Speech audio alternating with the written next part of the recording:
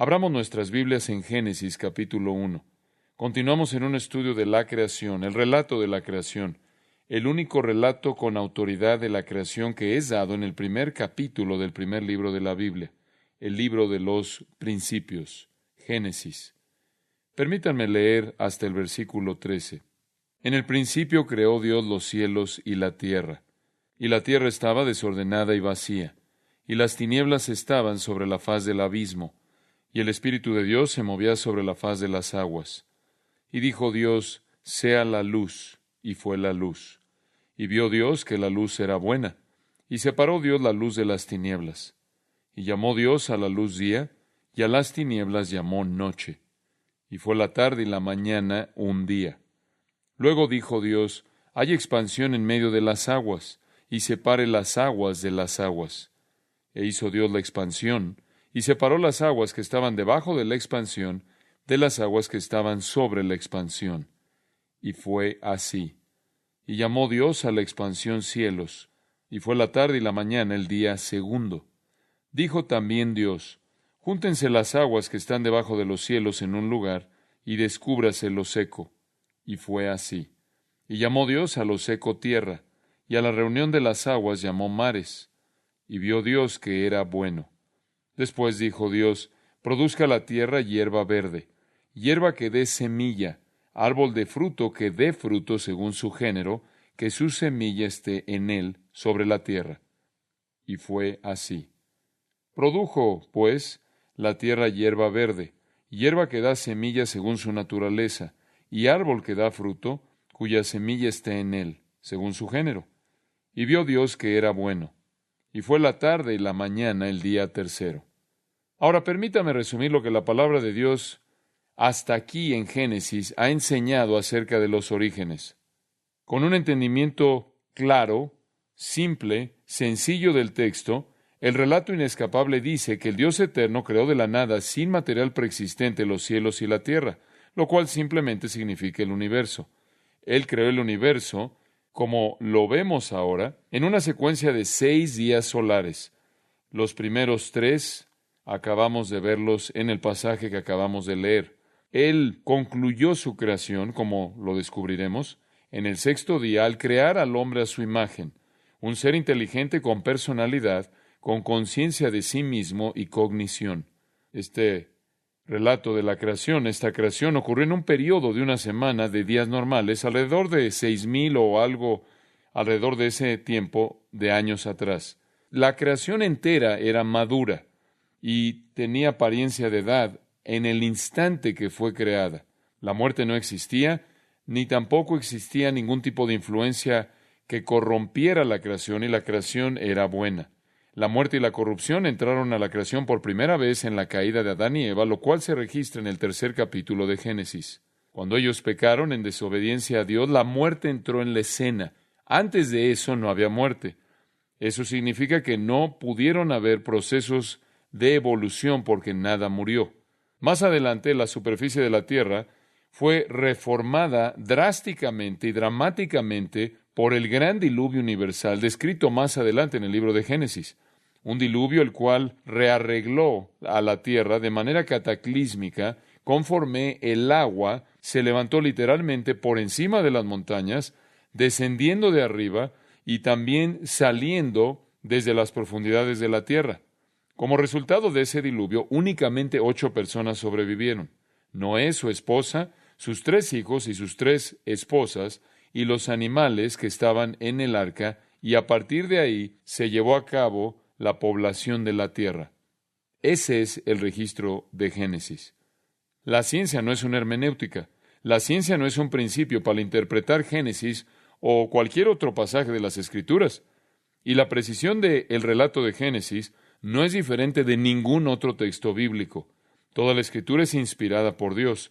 Toda la Escritura fue movida en los corazones de los hombres, producida en los corazones de los hombres por la obra del Espíritu Santo, de tal manera que escribieron exactamente lo que el Espíritu quiso que dijeran.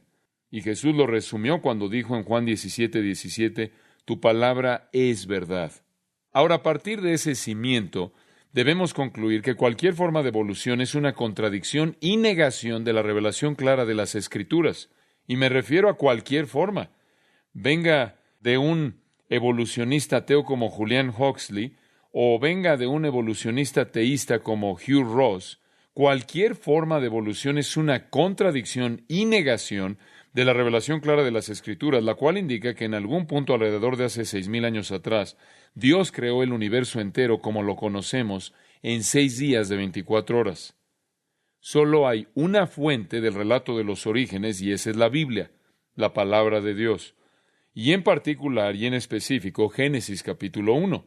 Y como lo he estado diciendo, no hay hechos científicos que contradigan de manera necesaria el relato de la creación de Génesis, sino que más bien toda la verdadera ciencia apoya la enseñanza de la creación bíblica. Tiene que ser de esa manera porque Génesis es verdad. Por lo tanto, toda la verdadera ciencia apoya el relato del Génesis. Es algo difícil que la gente admita esto, porque la ciencia durante tanto tiempo ha reinado como algo supremo en el trono del pensamiento contemporáneo. A la evolución se le ha dado, de hecho, se ha vuelto un absoluto en nuestra sociedad, pero prácticamente se está deshaciendo de manera sistemática desde diferentes ángulos. Entre más conocemos acerca de la naturaleza del universo, entre más entendemos la imposibilidad absoluta de que haya algún tipo de evolución, inclusive al grado, y esta es una fuente interesante que citar, que Robert E. Smith, un miembro afiliado de la Unión de Libertades Civiles de Norteamérica en la parte occidental de Missouri, de quien ustedes probablemente saben que no es ningún amigo de las Escrituras, dijo lo siguiente, y cito: durante los últimos 5 años he seguido muy de cerca la literatura creacionista y he asistido a conferencias y debates de temas relacionados, y únicamente en base a los argumentos científicos pro y contra o a favor y en contra, me he visto forzado a concluir que el creacionismo científico no solo es una teoría viable, sino que ha alcanzado cierta reputación, si no es que superioridad sobre la teoría normativa de la evolución biológica. Que este deba ser el caso es algo sorprendente, particularmente a la luz de lo que se nos enseñó a la mayoría de nosotros en la escuela primaria y secundaria. Y prosigue. En términos prácticos, la última década de actividad intensa por parte de los creacionistas científicos ha dejado a la mayoría de los profesores evolucionistas indispuestos a debatir con los profesores creacionistas. Muchos de los evolucionistas han sido públicamente humillados en dichos debates por su propia falta de erudición y por la debilidad de su teoría. Fin de la cita. Paul Ackerman ha escrito un libro llamado Después de todo es un mundo joven. Y en él dice esto. Algunos de ustedes han ido a Disneylandia, lo puedo ver.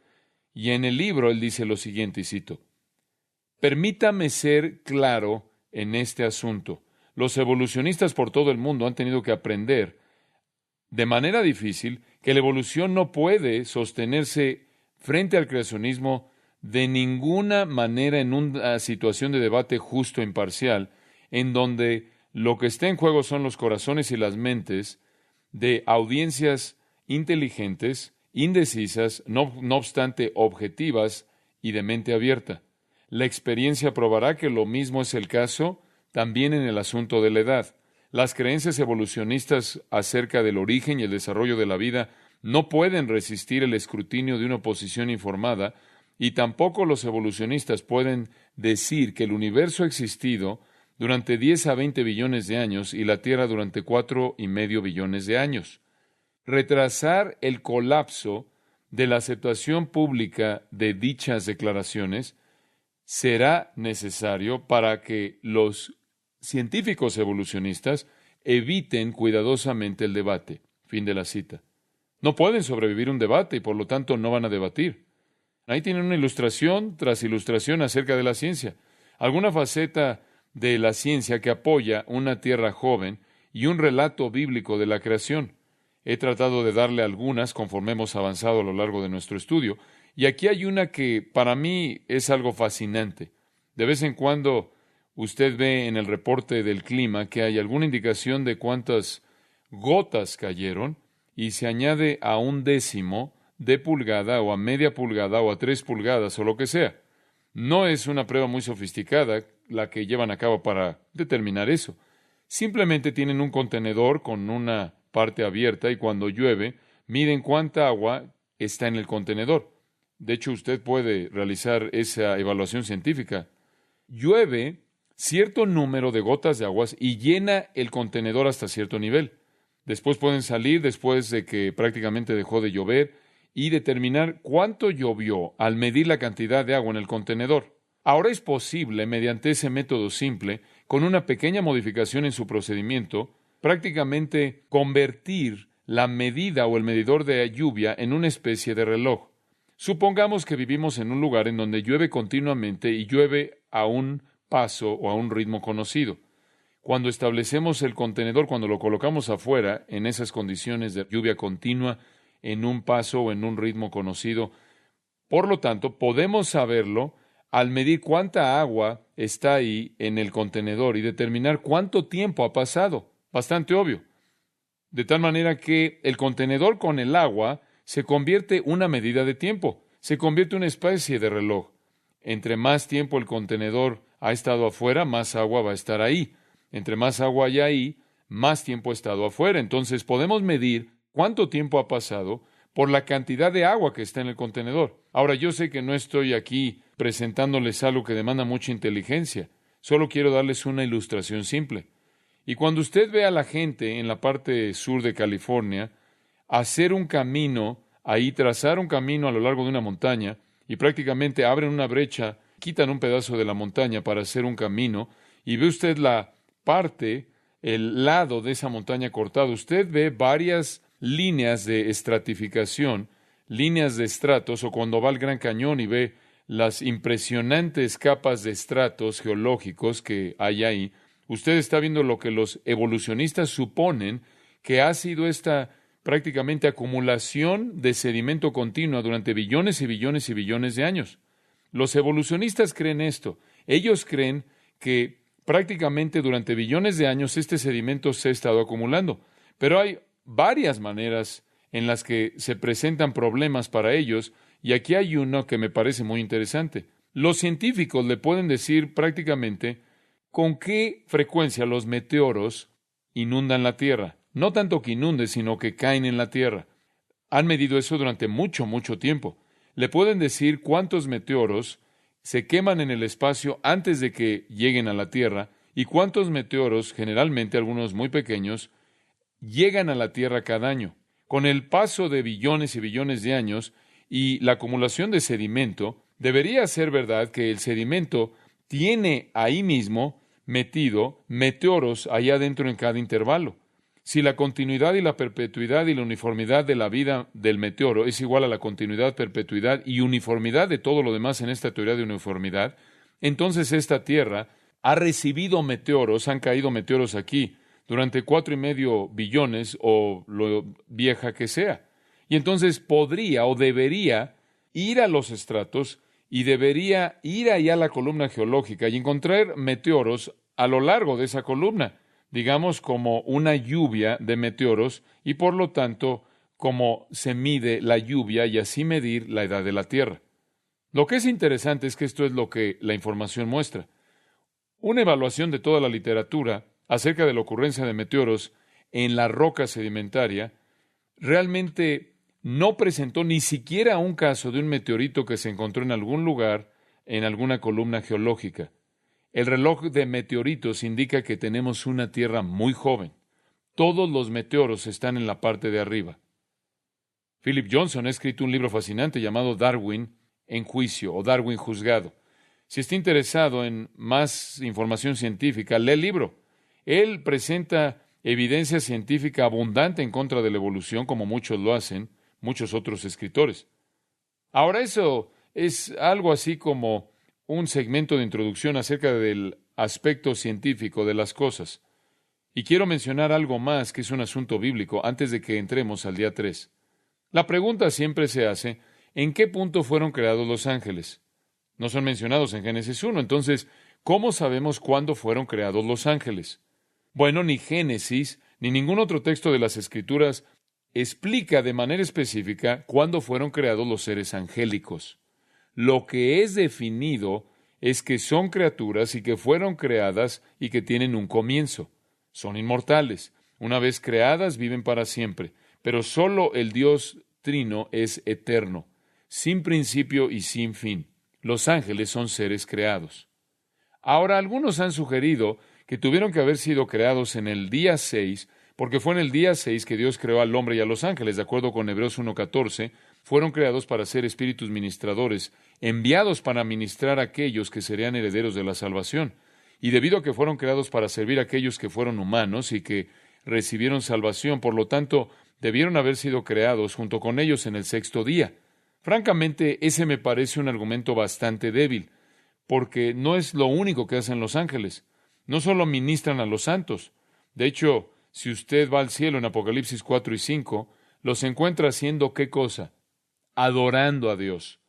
Primordialmente y a lo largo de la eternidad, serán adoradores de Dios. Entonces, sería apropiado pensar, en línea con el propósito de los ángeles, el cual es primordialmente adorar a Dios, asociarlos en el orden creado con algún punto en el cual ellos comenzaron a alabar y adorar a Dios. Ellos definitivamente son vistos en el libro de Apocalipsis adorando a Dios en la consumación de la historia. Y me parece muy probable que bien pudieron haber comenzado a adorar a Dios al principio de la historia.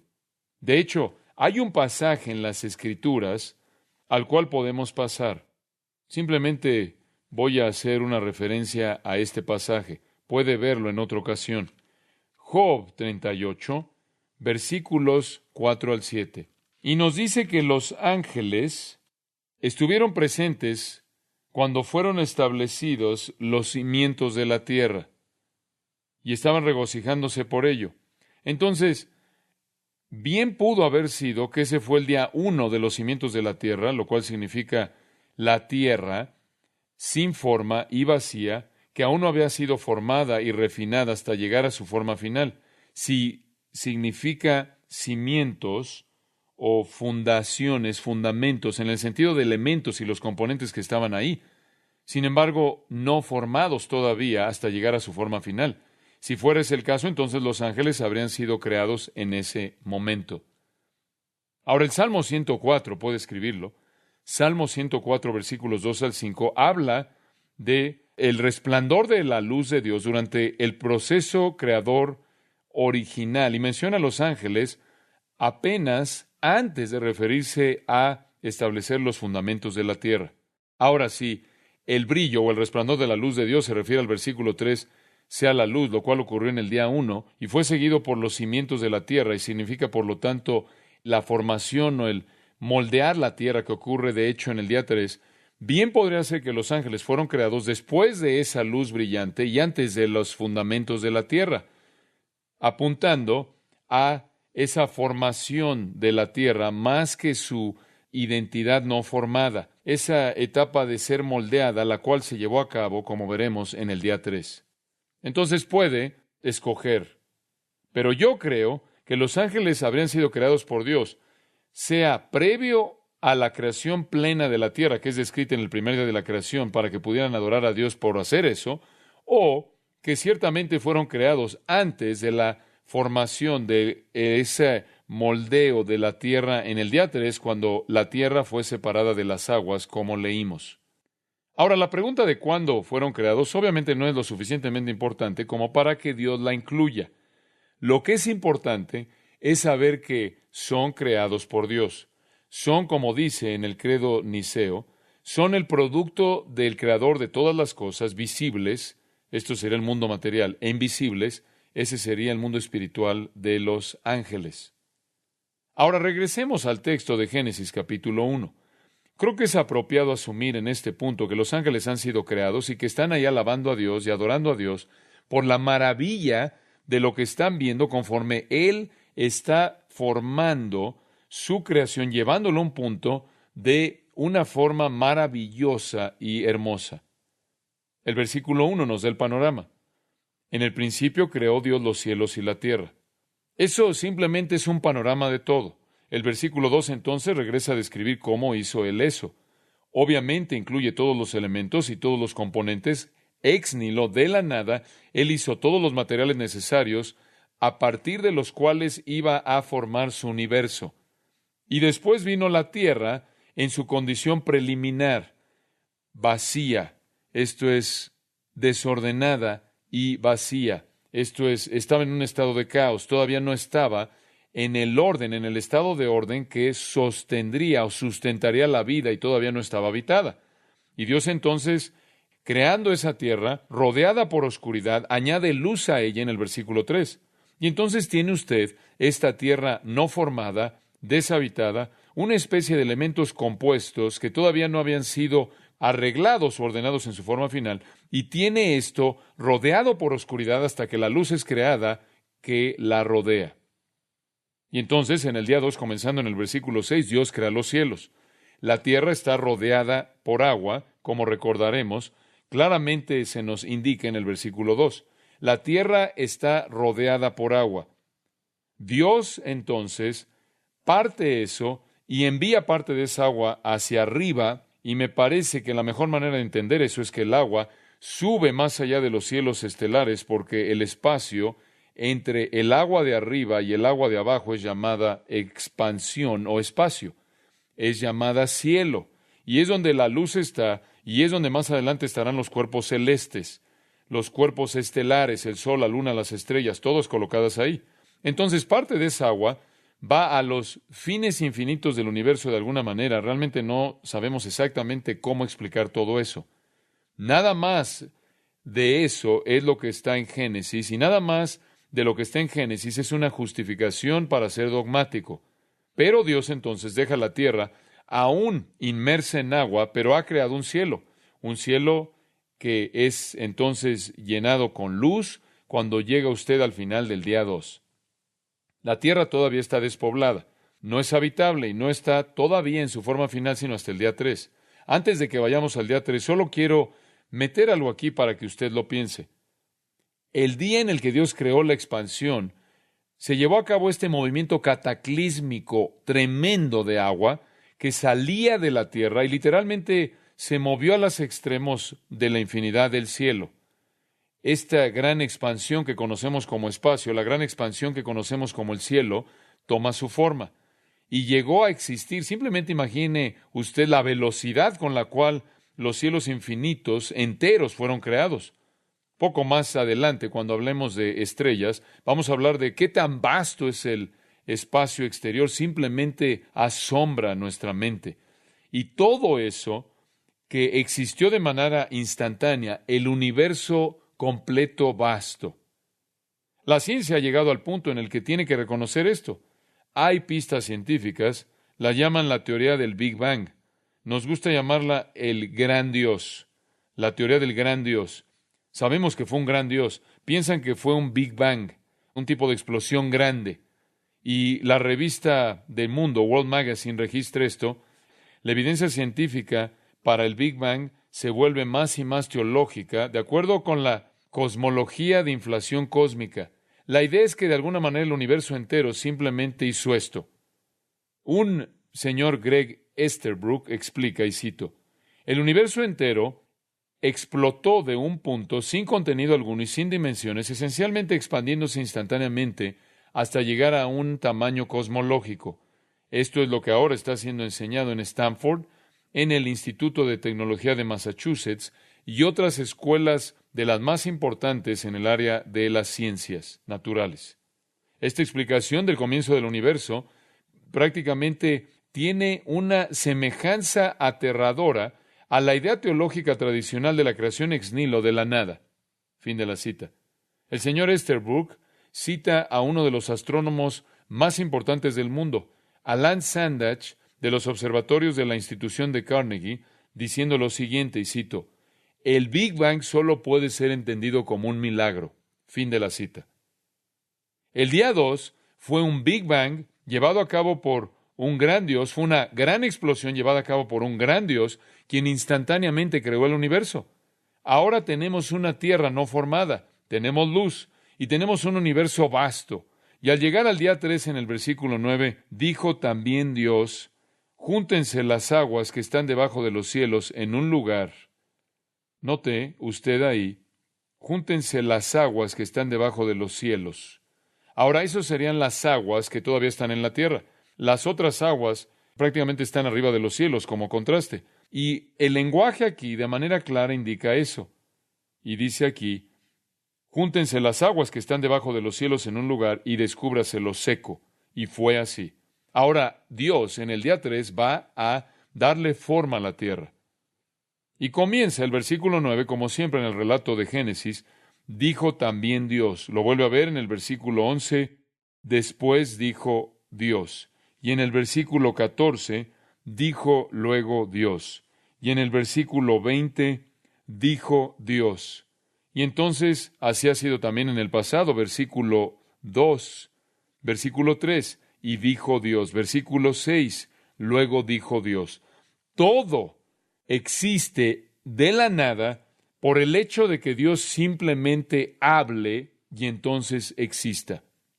En el primer día Dios divide la luz de la oscuridad. En el segundo día Dios divide el agua que está abajo del agua que está arriba. En el tercer día Dios divide la tierra del mar. Las aguas, júntense las aguas que están debajo de los cielos. Eso es claramente el agua que todavía permanece sobre la tierra. El agua de arriba se ha ido a la expansión de los cielos, pero hay aguas que todavía permanecen en la tierra. De regreso ahí en el versículo 2, la tierra estaba cubierta con agua. La superficie del abismo es llamada, la superficie de las aguas. La tierra todavía está cubierta en esta agua, y abajo del agua está la materia sólida que está escondida abajo de las aguas que cubren la tierra. Dios entonces manda estas aguas que cubren la tierra a que sean juntadas, a que sean congregadas en un lugar. La Septuaginta usa la palabra sinagoga, o un lugar de reunión, de congregación. Toda el agua que rodeaba la tierra ahora es congregada en un lugar, y al mismo tiempo el versículo 9 dice, dijo Dios, descúbrase lo seco. Y fue así. Entonces Dios separa el agua de la tierra seca. Esta es una declaración simple, una oración simple, pero ¿puede usted comenzar a imaginarse el cataclismo que ocurrió cuando eso fue hablado por Dios? De pronto, repentinamente, lo material que está en su condición no formada, sepultada bajo las profundidades del mar, comienza a moverse. Y todos esos elementos necesarios comienzan a operar y producir tierra para empujar, para crear la superficie de la tierra. El agua se mueve congregándose en un lugar. Hay reacciones químicas tremendas que se están llevando a cabo conforme los elementos se combinan entre sí para formar el complejo de minerales, el complejo de roca y tierra, constituyendo la tierra sólida en referencia a su superficie, su manto y su esencia, su núcleo y toda la superficie terrestre. Realmente un acto asombroso de creación. Henry Morris escribe, y cito, los grandes movimientos de la tierra comenzaron a llevarse a cabo. Superficies de tierra sólida aparecieron por encima de las aguas y una red compleja de canales y reservas se abrieron en la superficie para recibir las aguas que se estaban retirando del continente que se estaba levantando. Fin de la cita. Se levanta el continente. Bien pudo haber sido un solo gran continente, que más tarde fue dividido en continentes múltiples por el cataclismo del rompimiento de las placas tectónicas durante el diluvio, cuando las fuentes del abismo rompieron el continente y lo empujaron hasta llegar a su forma actual. Pero en este punto el continente, quizás solo un continente, se levanta y toda el agua es congregada en un lugar o es reunida en un lugar. Este es algo increíble. El agua está congregada no solo en un gran mar, sino está ensamblada, por así decirlo, ciertamente en diferentes contenedores, en diferentes lugares distintos. La congregación, el juntar estas aguas, es un término plural. Habían aguas múltiples. Estaban todas reunidas, se juntaron todas, de tal manera que se tocaban las unas a las otras, en el sentido de que todas estaban conectadas. Y obviamente habrían habido reservas subterráneas, habrían habido, por así decirlo, tubos subterráneos, habrían habido conductos subterráneos, ríos, arroyos y también fuentes y manantiales, pero todos conectados entre sí. Todo el agua fluyendo por todos lados en la tierra interconectada. Y la condición no sería, como dije, no sería igual a nuestros mares postdiluvio, ya que todo cambió en el momento del diluvio. Pero Dios creó los mares y Él creó la tierra seca. Ahora quiero mostrarle que este es el testimonio claro de las Escrituras, que Dios lo creó todo de manera instantánea. Todo esto lo hizo Dios de manera instantánea. Observe Job 38. Esto vale la pena verlo porque lo voy a llevar a algo que es fascinante para mí. Job 38, versículo 8. El Señor está hablándole a Job aquí, y créame, el Señor no es un evolucionista. Job 38, 8. El Señor le pregunta a Job, simplemente recordándole a Job que él debería mantener su boca cerrada. Usted sabe, en el versículo 4, antes de que entremos al versículo 8, él dice, ¿dónde estabas tú cuando yo fundaba la tierra? Eso no es evolución, eso es creación. ¿Dónde estabas? ¿Dónde estabas tú, Job? ¿Dónde estabas cuando todas las estrellas de la mañana, los ángeles cantando juntos y todos los hijos de Dios cantaban de gozo en la creación? Ese texto indica que estaban allí en la creación. En el versículo 8, ¿quién encerró con puertas el mar cuando se derramaba saliéndose de su seno? Y continúa, cuando puse yo nubes por vestidura suya y por su faja oscuridad, y establecí sobre él mi decreto, le puse puertas y cerrojo, y dije, hasta aquí llegarás y no pasarás adelante, y ahí parará el orgullo de tus olas. ¿Dónde estabas, Job, cuando yo creé el mar y lo detuve con líneas costeras y le dije al mar, no puedes pasar de aquí, ese es tu límite? Esa es una referencia a la obra creadora de Dios como se describe en el día 3 de Génesis. Pase al Salmo 74. Salmo 74, en primer lugar, y versículo 13. Aquí el salmista está exaltando a Dios y en el versículo 12 él habla de que Dios es su rey desde la antigüedad. Su rey antiguo que lleva a cabo obras de liberación en medio de la tierra. Y después, en el versículo 13, dividiste el mar con tu poder. En otras palabras, tú fuiste el que creó el mar. Y después añade en el versículo 13 esta declaración tan interesante. Quebrantaste cabezas de monstruos en las aguas. Vaya al Salmo 104, voy a regresar a eso en un momento. Pero vaya al Salmo 104, versículo 7. Él dice en el versículo 5, Él fundó la tierra sobre sus cimientos, no será jamás removida. ¿Puede imaginar un mundo ovalado que está dando vueltas así? Y todos estaríamos dando vueltas de la misma manera, brincando unos cuantos pies cada vez que pasamos por una rotación. Eso se llama la ciencia de la isostasía. Esto es que la Tierra esté en equilibrio perfecto. Isostasia. Los materiales más pesados de la Tierra se hundieron al centro y los más ligeros a la parte exterior y está perfectamente equilibrada. Versículo 6. Con el abismo como con vestido la cubriste. Eso es exactamente lo que Génesis 1 dice. La tierra entera estaba cubierta con agua, las aguas inclusive estaban por encima de los montes, pero, versículo 7, a tu reprensión huyeron, al sonido de tu trueno se apresuraron.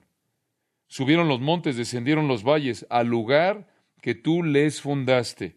Les pusiste término, el cual no traspasarán, ni volverán a cubrir la tierra.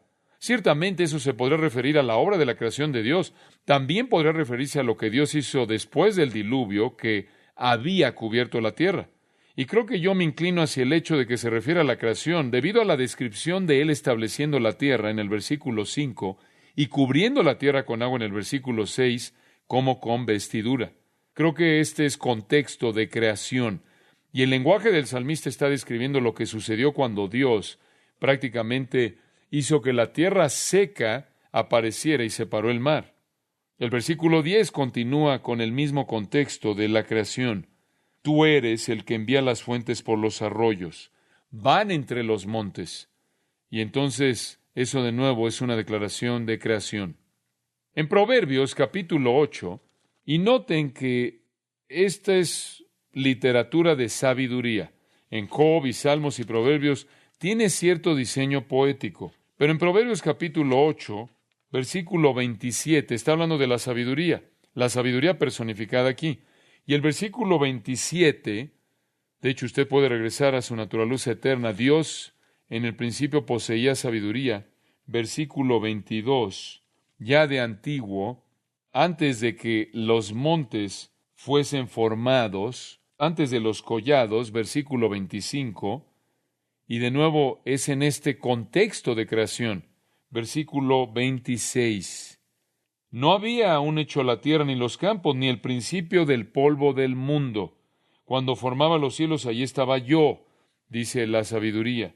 Cuando trazaba el círculo sobre la faz del abismo, cuando afirmaba los cielos arriba, cuando afirmaba las fuentes del abismo, cuando ponía al mar su estatuto, para que las aguas no traspasasen su mandamiento. Todo eso precluye cualquier actividad evolucionaria en absoluto. Todo esto está atribuido directamente a Dios. Dios lo hizo tal como es descrito en Génesis capítulo 1. Y leí hace un momento a partir del Salmo 74 la mención, este es un comentario interesante a pie de página, la mención de un monstruo marino. Y conforme usted estudia la literatura de sabiduría, ve que el monstruo marino aparece en varios lugares. En Job, por ejemplo, en el capítulo 7, versículo 12, ¿soy yo el mar o el monstruo marino para que tú lo contuvieras? Y de nuevo está diciendo que Dios estableció una guarda, un guardián, por así decirlo, un límite sobre el mar. Pero con mucha frecuencia, cuando habla acerca de que Dios establece una guarda o un límite sobre el mar, menciona este monstruo marino, y es la palabra Rahab en hebreo, Rahab. También lo ve en Job, creo que es en el capítulo 9. Sí, ahí está la palabra misma, no está traducida en Job 9:13, donde dice que Dios no va a volver su enojo, y debajo de él se agachan los ayudantes de Rahab. Y Rahab de nuevo es traducido monstruo marino. Ahora, ¿qué es esto? Bueno, Rahab aparentemente era el nombre de un monstruo marino antiguo mitológico. Rahab era un término familiar para describir a un monstruo marino que se rebeló contra Dios. Aparentemente habían algunos mitos antiguos entre los paganos de que cuando los dioses estaban diseñando el mundo y querían proveer tierra y el mar, hubo un monstruo marino rebelde grande que llamaban Rahab, que estaba tratando de prevenir que Dios separara la tierra del mar, que quería que el mar dominara sobre la tierra. Y Dios tuvo que confinar el mar y confinar a este monstruo marino que quería rebelarse. Y entonces, al definir los límites del mar y de la costa en la leyenda, tuvo que derrotar a este gran monstruo, conocido como Rahab, que quería pelear contra Dios. Esa era la leyenda. Eso no está en el relato de Génesis, pero esa era la leyenda, de que había algún monstruo tratando de prevenir que Dios separara el mar y la tierra. Isaías 51 también menciona esto, y lo menciona en un contexto diferente. Despiértate, despiértate, versículo 9, vístete de poder, oh brazo de Jehová. Despiértate como en el tiempo antiguo, en los siglos pasados. ¿No eres tú el que cortó a Rahab y el que hirió al dragón? Y de nuevo, aquí está la misma mención de Rahab de nuevo. Este es una especie de monstruo marino pagano mitológico. También lo ve en los Salmos. Uno más y voy a dejarlos ya en paz en este punto. En los Salmos, en el Salmo 89, es un punto interesante. Salmo 89, versículo 10. Tú quebrantaste a Rahab como a herido de muerte. Entonces, esta es la explicación. Los gentiles o la gente que estaba por ahí no serán gentiles en ese punto debido a que Israel no necesariamente había sido definido en esa época, aunque lo habría sido ya para la época de Proverbios, pero la gente pagana que vivía en ese entonces habían inventado estos mitos de la creación en los cuales los dioses estaban intentando separar la tierra del mar, y hubo resistencia por parte de este gran monstruo marino que estaba peleando por preservar su soberanía y estaba buscando dominar la tierra y ahogar a quien él quisiera cuando él quisiera. Los grandes dioses pudieron derrotar al monstruo marino. Y bueno, esta leyenda se infiltró de alguna manera en la tradición rabínica. Y Rahab entonces se volvió un nombre que se refería a cualquier realidad o cualquier fantasía que causaba problemas, que se rebelaba contra Dios, que peleaba contra propósitos divinos o el pueblo de Dios. Y encuentra usted varias referencias a Rahab, al monstruo marino, en la literatura rabínica. Ellos lo llamaban Rahab, el señor del mar, el gran monstruo del mar. Supongo que su nombre sería Neptuno. Y siempre se estaba oponiendo a la voluntad de Dios en estas leyendas. Pero el santo tuvo la capacidad de contenerlo y controlarlo.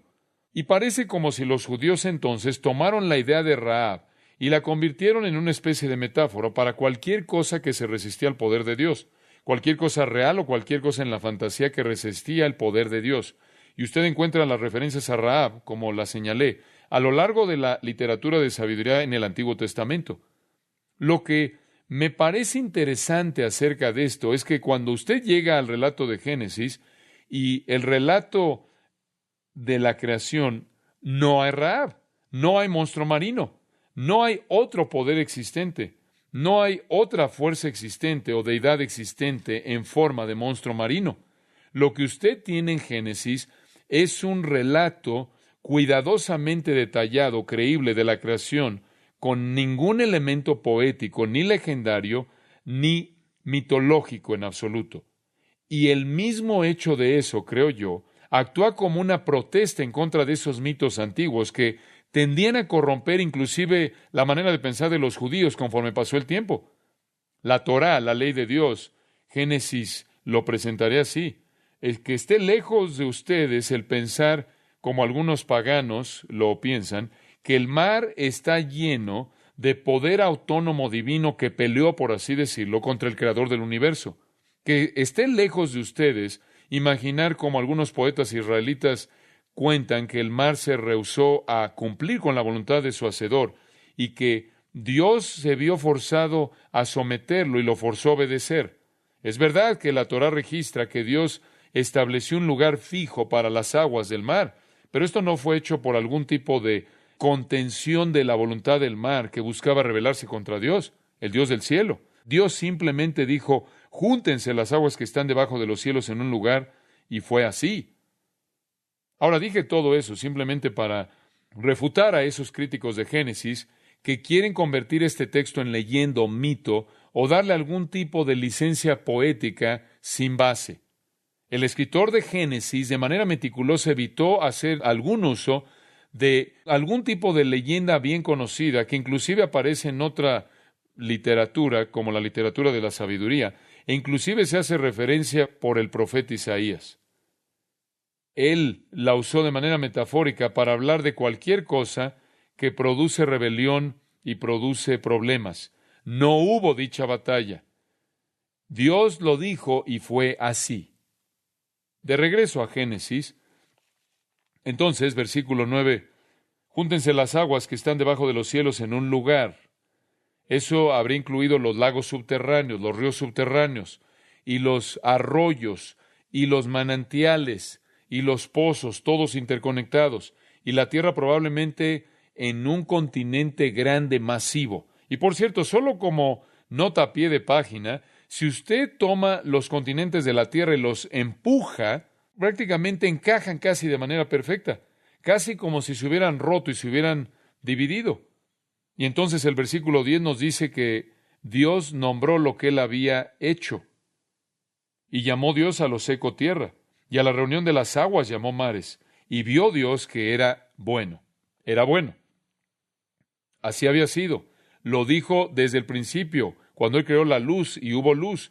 Él creó el cielo y así fue, y fue así. Y Él creó, en el versículo 9, la tierra seca y los mares, y fue así. Pero ahora dice que fue bueno. Fue bueno. ¿Por qué?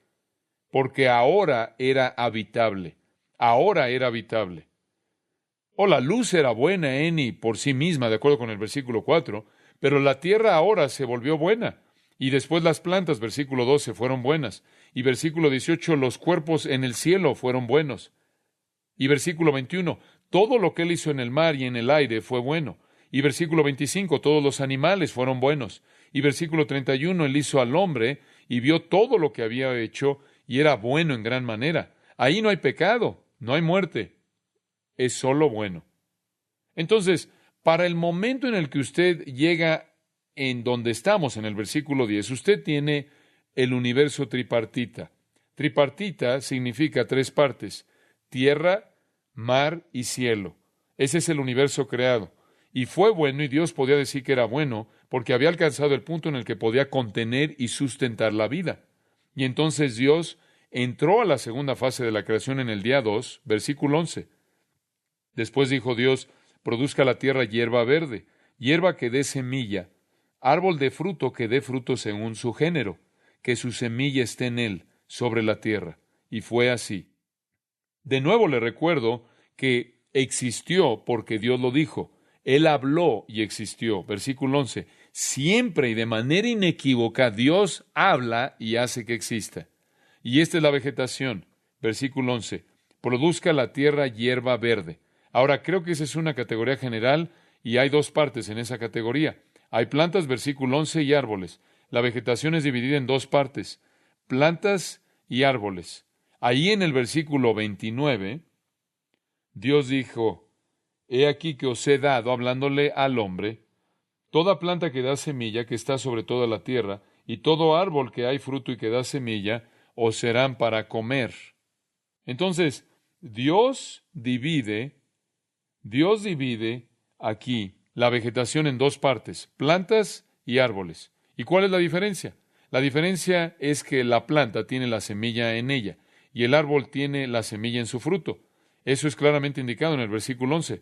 Las plantas que dan semilla y árbol de fruto que dan fruto, que su semilla está en él. Esa es la distinción. Toda la vegetación, la cual en sí misma contiene la semilla, estaría bajo las plantas, y toda la vegetación que tiene su fruto, en su fruto la semilla, estaría bajo los árboles.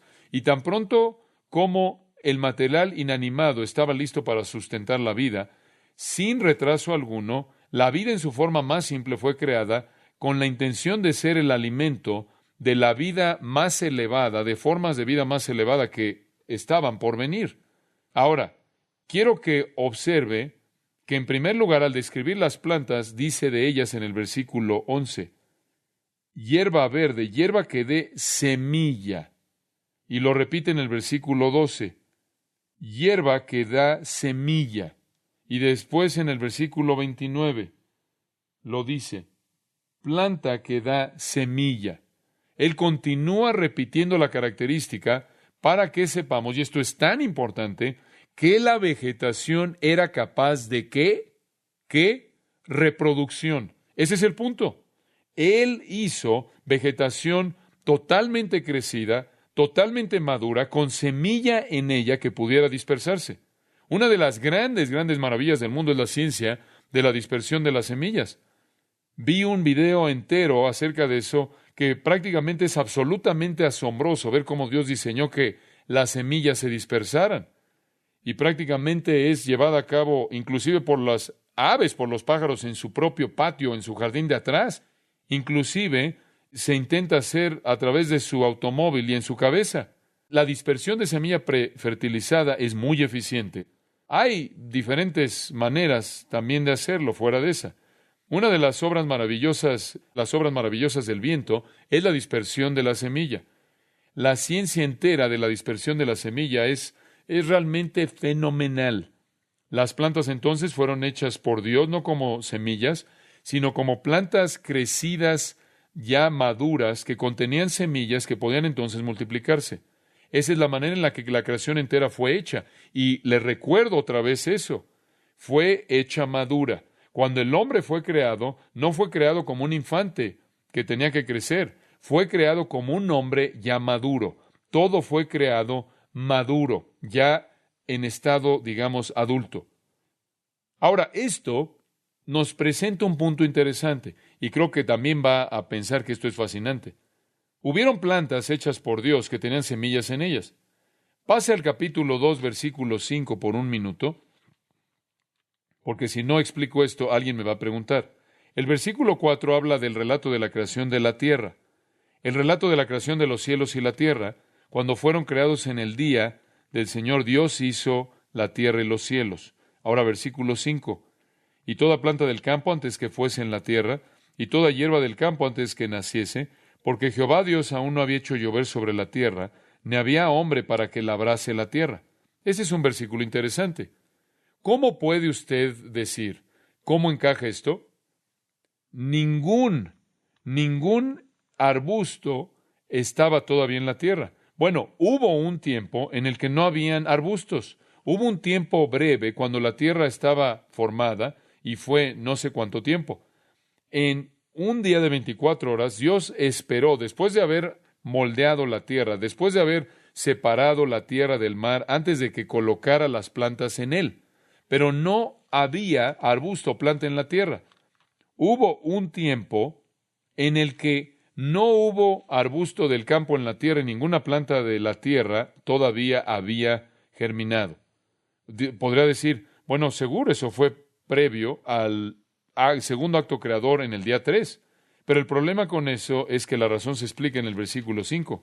La razón por la que no había hierba del campo en la tierra y todavía no había nacido ninguna planta era porque Jehová Dios aún no había hecho llover sobre la tierra, ni había hombre para que labrase la tierra, sino que subía de la tierra un vapor, el cual regaba toda la faz de la tierra. ¿De qué está hablando esto? Bueno, como dije, si está usted hablando del día 1 y 2, no había plantas en la tierra.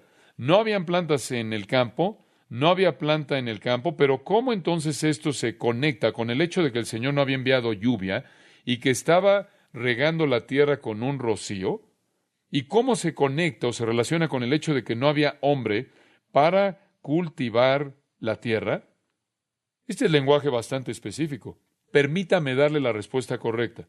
La primera palabra en el hebreo, en el versículo 5, planta, es sia, transliterada, sia. No había sia, ya tiene, para el momento en el que llega el capítulo 2, ya tiene la creación de todo, ¿no es cierto? Incluyendo al hombre que fue creado en el día 6. Versículo 2 del capítulo 2 dice que Dios reposó en el séptimo día. Entonces ya pasamos el séptimo día, pero no hay sia en el campo y no hay asaf todavía porque no hay lluvia y no hay cultivo. ¿Cuándo vino la lluvia por primera vez?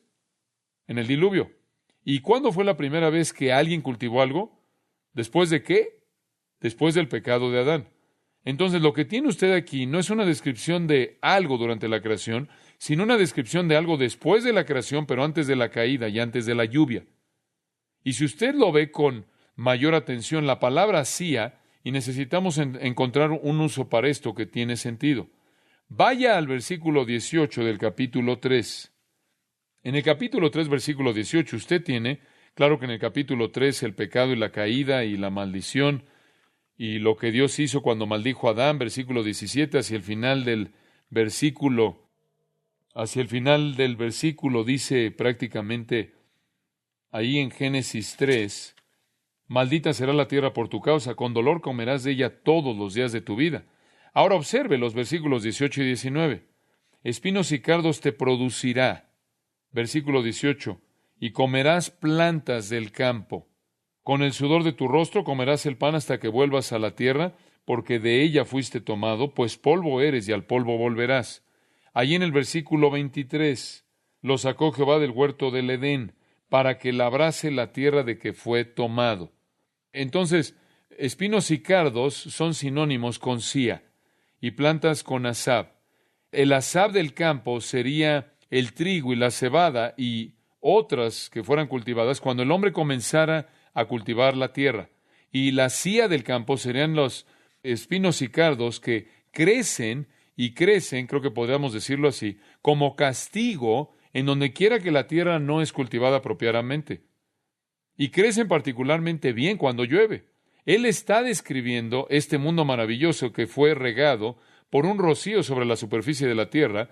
Era el mundo en el cual Dios trajo al hombre. Bueno, regresemos al capítulo 1. Habían plantas comestibles, claro, que daban semilla, versículo 11, y también árbol de fruto que daba fruto según su género, que su semilla estaba en él. Y fue así. Entonces tiene usted esas dos categorías de vegetación. Ahora, un comentario muy importante es, observe esta pequeña frase, se repite una y otra vez. Versículo 11, según su género. Versículo 12, según su género. Una vez a la mitad del versículo, hacia el final del versículo. según su género. ¿Puedo alentarlo un poco? Esa frase se repite 10 veces en el primer capítulo de Génesis, 10 veces. La palabra hebrea para género es min, M-I-N, min.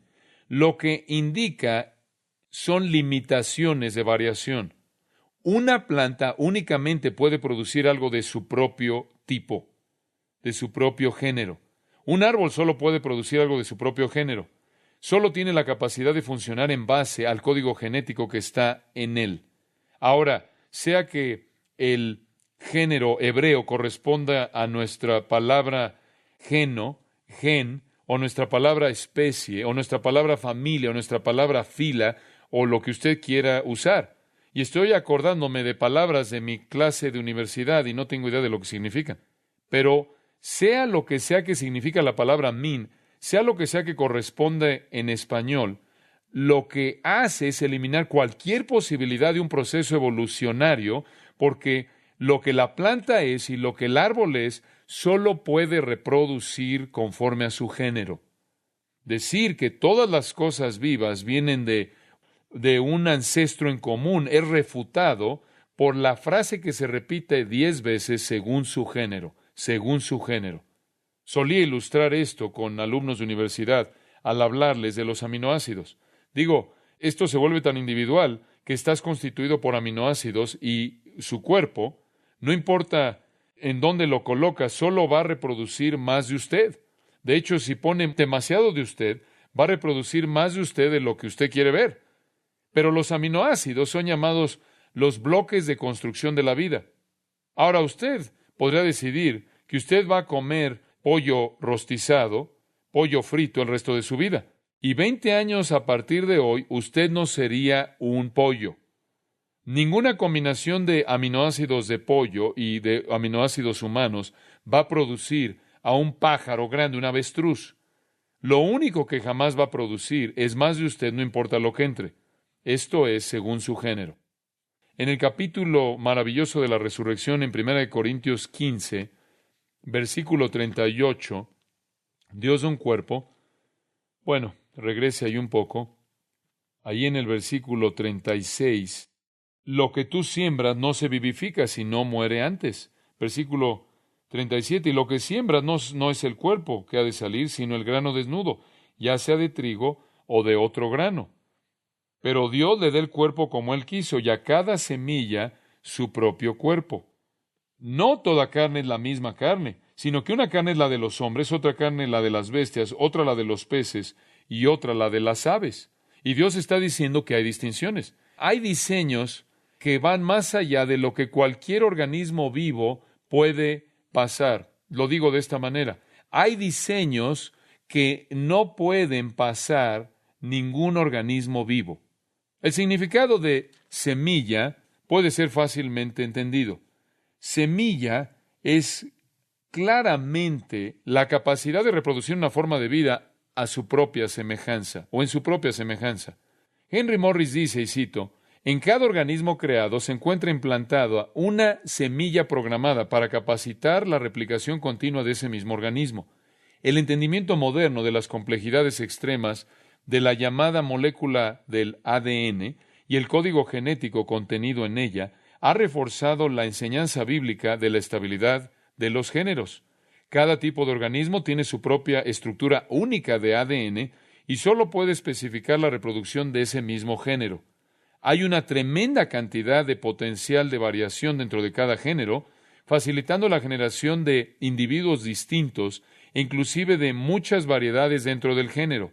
No obstante, excluyendo la evolución de nuevos géneros. Gran cantidad de variación horizontal es fácilmente posible sin cambios verticales. Fin de la cita.